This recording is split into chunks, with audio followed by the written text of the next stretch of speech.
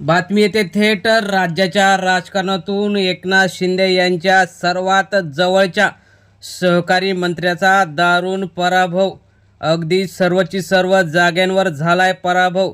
अगदी त्या मंत्र्याला खातंसुद्धा खोलता आलं नाही आणि या नेत्याने त्यांचा असा जबरदस्त पराभव केला आहे की येणाऱ्या प्रत्येक स्थानिक स्वराज्य संस्थांच्या निवडणुकीमध्ये या शिंदेंच्या मंत्र्याचा 100% पराभव होणार।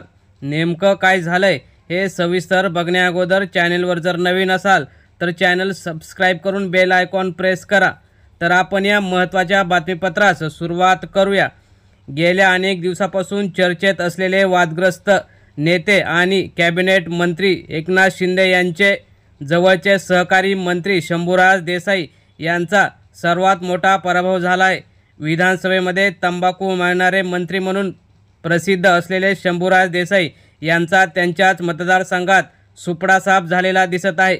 गेल्या काही दिवसांपूर्वी राष्ट्रवादी शरद पवार गटातून भाजपामध्ये प्रवेश केलेले सत्यजित पाटणकर यांनी शंभूराज देसाई यांचा सर्व जागांवर धुव्वा उडवत पराभव केलेला आहे। सत्यजित पाटणकर हे अगोदर राष्ट्रवादी काँग्रेस पार्टीमध्ये होते, परंतु राजकीय गणित बघता त्यांनी भाजपचं कमळ हातात धरलं आणि पुढील काळात भाजपाकडून निवडणूक लढून शंभूराज देसाई यांचा पराभव करणार असा मानस धरून त्यांनी पहिल्याच निवडणुकीत अगदी विजयी सलामी दिल्याने शंभूराज गट हा अस्वस्थ झालेला आहे। काल झालेल्या या निवडणुकीमध्ये बुद्रुक येथील विविध कार्यकारी सोसायटीच्या निवडणुकीमध्ये शंभूराज देसाई यांचा हा पॅनल उभा केला होता। तसेच सत्यजित पाटणकर यांनी सुद्धा आपला स्वतःचा पॅनल उभा केला होता।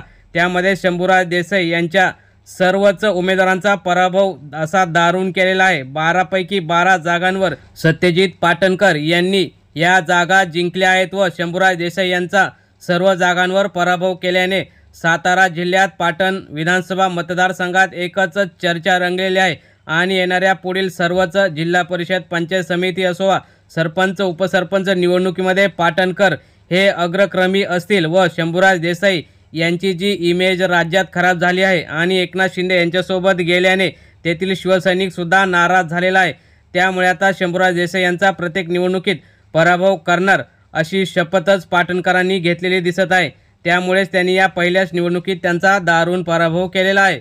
मित्रांनो, तुम्हाला काय वाटतं? एवढं कॅबिनेट मंत्रीपद असतं आणि एवढ्या वर्ष आमदार असताना सुद्धा त्यांचा सुरुवातीपासूनच पराभव होत आहे, याची नांदी आहे का की विधानसभा निवडणुकीमध्ये सुद्धा शंभूराज देसाई यांचा पराभव होईल? तुम्हाला काय वाटतं? तुम्ही सुद्धा तुमच्या प्रतिक्रिया कमेंटमध्ये नक्की व्यक्त व्हा आणि महाविकास आघाडीचे समर्थक असाल तर कमेंटमध्ये नक्कीच जय महाविकास आघाडी असं नक्की टाईप करा। धन्यवाद। जय हिंद, जय महाराष्ट्र।